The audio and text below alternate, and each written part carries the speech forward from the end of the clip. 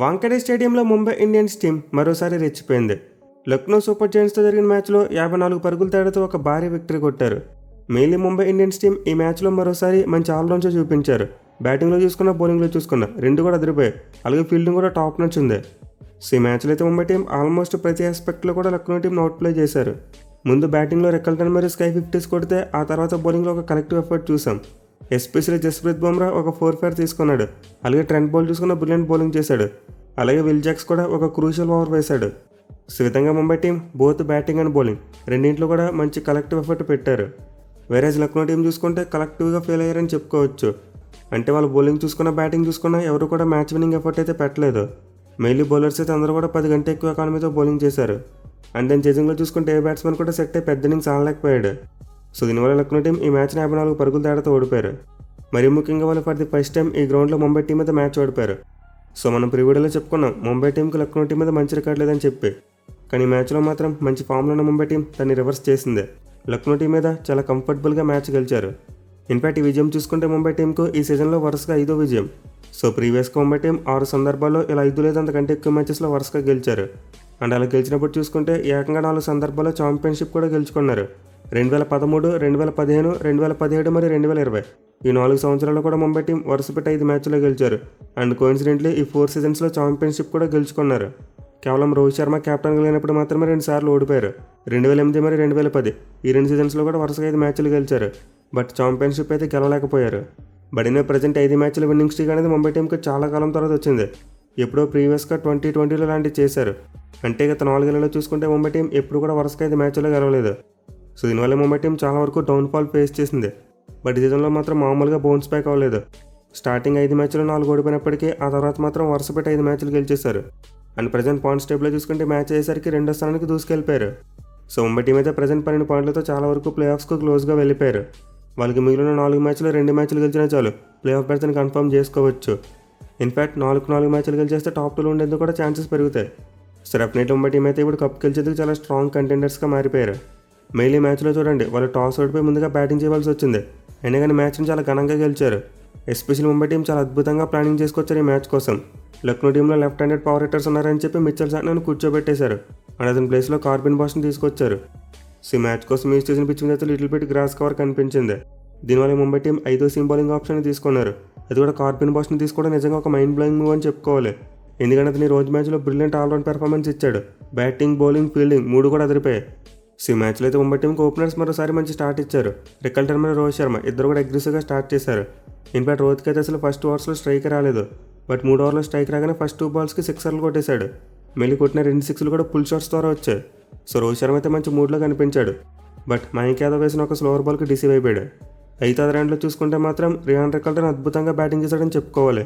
నిజంగా చాలా మంచి స్ట్రోక్ ప్లేతో గ్యాప్స్ని బాగా ఫైండ్ చేసేవాడు. అలాగే స్పిన్నర్స్ని కూడా బాగా అటాక్ చేశాడు. సో జనరల్గా ఫారెన్ బ్యాట్స్మెన్ పేస్ బౌలింగ్ని బాగా ఆడతారు, బట్ స్పిన్కి స్ట్రగుల్ అవుతూ ఉంటారు. కానీ రెక్కల్టన్ చూసుకుంటే ఈ మ్యాచ్లో స్పిన్నర్స్ని చాలా బాగా అటాక్ చేశాడు. మళ్ళీ దిగ్విష్ రాత్రిని చితక్కొట్టేశాడు. అది కూడా స్లాగ్ స్వీప్ షాట్ని చాలా ఎఫెక్టివ్గా యూజ్ చేశాడు. సో ముంబై టీంలోనే రెక్కల్టన్ కూడా సీజన్ చాలా స్లోగా స్టార్ట్ చేశాడు. కానీ ప్రజెంట్ మాత్రం బాగా పికప్ అయ్యి రన్స్ కొడుతున్నాడు. గత 4 మ్యాచ్లు చూసుకుంటే బ్యాట్తో చాలా బాగా కంట్రిబ్యూట్ చేశాడు. ఏదో పాటు విల్ జాక్స్ కూడా చిన్న క్యామ్ ఇన్నింగ్స్ ఆడాడు కానీ ఎక్కువ స్ట్రగుల్ అయిపోయాడు. స్టార్టింగ్లో అసలు రన్స్ కొట్టలేకపోయాడు. మళ్ళీ స్పిన్నర్స్ బౌలింగ్ చేసినప్పుడు చాలా స్ట్రగుల్ అయ్యాడు. కానీ పేస్ బౌలర్స్ వేసిన తర్వాత యాక్సలరేట్ చేసి ఇన్నింగ్స్ని అయితే ముందుకు తీసుకెళ్లాడు. బట్ ఎనివే రెక్కల్టన్ వికెట్ పడిపోయిన తర్వాత ముంబై టీంకు అసలైన యాక్సలరేషన్ ఇచ్చింది మాత్రం సూర్యకుమార్ యాదవ్. నిజంగా మరోసారి అద్భుతమైన ఇన్నింగ్స్ ఆడాడు. కేవలం 28 బాల్స్లోనే 54 రన్స్ కొట్టాడు. సో నిజంగా సూర్యకుమార్ యాదవ్ ఈ సీజన్లో మామూలు ఫామ్లో లేడు. ఇన్ఫాక్ట్ ఈ మ్యాచ్లో ఇన్నింగ్స్ ద్వారా ఐపీఎల్ 4000 పరుగుల మార్కును అందుకున్నాడు. అండ్ ఆల్సీ మ్యాచ్ అనేసరికి ఆరెంజ్ క్యాప్ను కూడా అందుకున్నాడు. సో ఐపీఎల్ స్టార్ట్ కాకముందు సూర్య మంచి ఫామ్లో లేడు, ఎలా ఆడతాడు అనుకున్నాం. బట్ ఐపీఎల్ మాత్రం అతని ఫామ్ బేవచ్చంగా ఇంప్రూవ్ అయిపోయింది. మెయిల్ అతను ఆడిన గత 10 ఐపీఎల్ మ్యాచెస్లో చూసుకుంటే 25+ స్కోర్ కొట్టాడు. ఏ మ్యాచ్లో కూడా ఫెయిల్ కాలేదు. అంటే దీన్ని బట్టి అర్థం చేసుకోవచ్చు సూర్యకుమార్ యాదవ్ కన్సిస్టెన్సీ ఏ రేంజ్లో ఉందనేది. సో మరోసారి సూర్య తనదైన స్టైల్లో బ్రిలియంట్ షాట్స్ కొట్టి ముంబై టీంకి చాలా మంచి స్కోర్ తెచ్చే ప్రయత్నం చేశాడు. కానీ ఒక ఎండ్లో సూర్యకుమార్ యాదవ్ బాగా ఆడుతున్నప్పటికీ అది రెండులో మాత్రం ఎక్కువ రన్స్ రాలేదు. విల్ జాక్స్ అవుట్ అయిపోయిన తర్వాత తిలక్ వర్మ మరియు హార్దిక్ పాండ్యా ఇద్దరు కూడా పెద్దగా రన్స్ చేయలేకపోయారు. సో దీంతో మేము ముంబై టీం చివరిలో తడబడుతుందేమో అనుకున్నాం. బట్ నమందిని మరియు కార్బిన్ బోస్ ఇద్దరు కూడా బ్రిలియంట్ ఫినిషింగ్ ఇచ్చారు. ఇన్ఫాక్ట్ లాస్ట్ ఓవర్స్లో ముంబై టీంకు కావాల్సినంత యాక్సలరేషన్ ఇచ్చి స్కోర్ను 215 వరకు పెట్టగలిగారు. ఈ మ్యాచ్లో ముంబై బ్యాటింగ్లో రెక్కల్టన్ మరియు సూర్య హాఫ్ సెంచరీస్తో పాటు మిగతా బ్యాట్స్మెన్ కూడా మంచిగా కంట్రిబ్యూట్ చేశారు. దీనివల్ల టీం 215 పరుగులు భారీ స్కోర్ కొట్టింది. అండ్ వాళ్ళైతే ఇప్పటివరకు 200 కంటే పై స్కోర్ కొట్టినప్పుడు ఇప్పుడు కూడా మ్యాచ్ ఓడిపోలేదు. అండ్ ఈ మ్యాచ్లో కూడా అదే రిపీట్ అయింది. సో ఈ మ్యాచ్ అయితే Mumbai batsmen almost Lucknow bowlers అందరికీ కూడా సమన్యాయం చేశారు. లక్నో టీంకి బౌలింగ్ చేసిన 5 బౌలర్స్ అందరూ కూడా 40 కంటే ఎక్కువ పరుగులు సమర్పించుకున్నారు. మెయిల్ ఈ మ్యాచ్లో దిగ్విజయ్ రాతి పేలడం మా టీంకి బిగ్గెస్ట్ నెగిటివ్ పాయింట్. అతను ఏకంగా ఈ మ్యాచ్లో 48 పరుగులు సమర్పించుకున్నాడు. మెయిల్ ఒక 2 ఓవర్స్లో చూసాం చెరో 19 రన్స్ సమర్పించుకున్నాడు. ఇక అతనితో పాటు వాళ్ళు ఈరోజు టీంలోకి తీసుకొచ్చిన మయాంక్ యాదవ్ అయితే కాస్త పర్వాలేదు, బాగానే వేశాడు. మెయిల్ మనం జనరల్గా అతని నుంచి ఎక్కువ పేస్ ఎక్స్పెక్ట్ చేస్తాం, బట్ ఈ మ్యాచ్లో మాత్రం అంత పేస్ కనిపించలేదు. ఎక్కువగా స్లోవర్ బాల్స్ వేశాడు, అది కూడా వాటిని చాలా మంచిగా ఎగ్జిక్యూట్ చేశాడు. సో మయాంక్ యాదవ్ అయితే కేవలం తన పేస్ మీద మాత్రమే డిపెండ్ అవ్వకుండా మంచి స్కిల్స్ నేర్చుకున్నాడు ఈ గ్యాప్లో. దీనివల్ల లాంగ్ గ్యాప్ తర్వాత కంబ్యాక్ ఇచ్చినప్పటికీ మంచి రిజల్ట్ అయితే వచ్చింది. ఇన్వాటి ఈ మ్యాచ్లో లక్నో బౌలర్స్లో అతనందరికంటే తక్కువ పరుగులు ఇచ్చి 2 వికెట్లు తీసుకున్నాడు. ఏదంతా వాడు మిగతా బౌలర్స్ కూడా వికెట్లు తీసుకున్నారు. ఇన్ఫాక్ట్ బౌలింగ్ చేసిన ప్రతి బౌలర్ కూడా వికెట్లు వచ్చాయి, బట్ ఎవరు కూడా రన్స్ని కంటైన్ చేయలేకపోయారు. ఇక చేజ్ విషయానికి వస్తే లక్నో టీం చేసింగ్ ఎక్కడ కూడా సాఫీగా సాగలేదు. మెయిలీ ముంబై బౌలర్స్ రెగ్యులర్ ఇంటర్వెల్స్లో వికెట్లు తీస్తూ లక్నో బ్యాట్స్మెన్కు ఎక్కడ కూడా మొమెంటంను దొరకడం లేదు.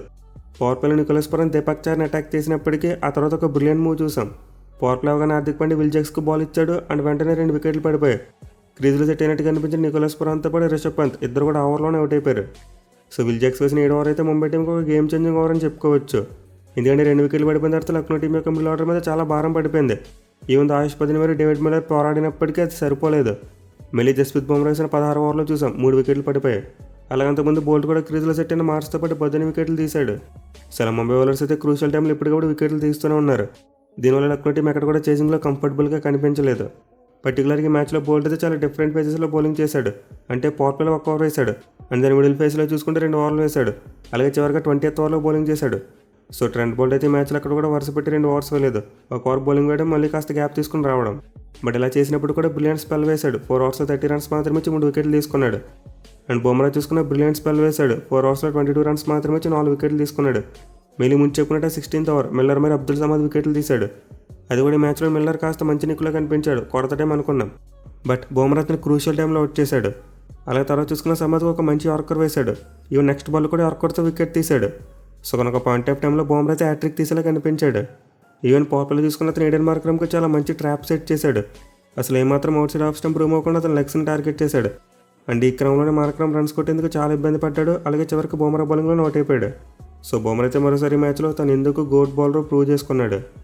ఇక ఇద్దరితో పాటు కార్బిన్ బాష్ కూడా ఎక్సలెంట్ బౌలింగ్ చేశాడు. 4 ఓవర్స్లో 26 రన్స్ మాత్రమే ఇచ్చి 1 వికెట్ తీసుకున్నాడు. సో ఈ మ్యాచ్లో కార్బిన్ బాష్ అయితే బ్యాట్తో ఒక మంచి క్యామ్ ఇన్నింగ్స్ ఆడాడు. అండ్ దాని బౌలింగ్లో కూడా బ్రిలియంట్ స్పెల్ వేశాడు.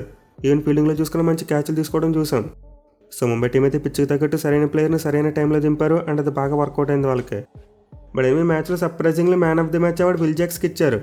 సో నేనైతే బుమ్రాలో అయితే ట్రెంట్ బౌల్ట్కి ఇస్తారేమో అనుకున్నా. మెయిన్లీ బౌల్ట్ 2 క్రూషియల్ వికెట్లు తీశాడు. సెట్ అయిన మిచెల్ మార్ష్తో పాటు బదోని వికెట్ తీసుకున్నాడు. అయితే విల్ జాక్స్ వేసిన 7th ఓవర్ చాలా క్రూషియల్గా మారింది కాబట్టి అతనికి player of the match award ఇచ్చి ఉండాలి. But anyway player of the match award ఎవరికి ఇచ్చినప్పటికీ పెర్ఫార్మెన్స్ మాత్రం అందరిది కూడా చాలా బాగుంది. ఈవెన్ ఈ మ్యాచ్లో వాళ్ళ కెప్టెన్ హార్దిక్ పాండ్యాతో పాటు హిట్ మ్యాన్ కూడా అంత పెద్దగా పెర్ఫామ్ చేయకపోయినప్పటికీ ఒక భారీ విక్టరీ కొట్టారు. Which means present Mumbai team యొక్క కాంబినేషన్ ఏ రేంజ్లో ఉందో మనం అర్థం చేసుకోవచ్చు. సో డెఫినెట్లీ ఇదే ఫామ్తో కనుక ముందుకెళ్తే ముంబై టీం మరోసారి ఖచ్చితంగా ట్రోఫీ గెలిచేందుకు చాలా ఎక్కువ అవకాశాలు ఉంటాయి. చూడాలి మరి వాళ్ళు ఇదే ఫామ్ని కంటిన్యూ చేస్తారో లేదనేది.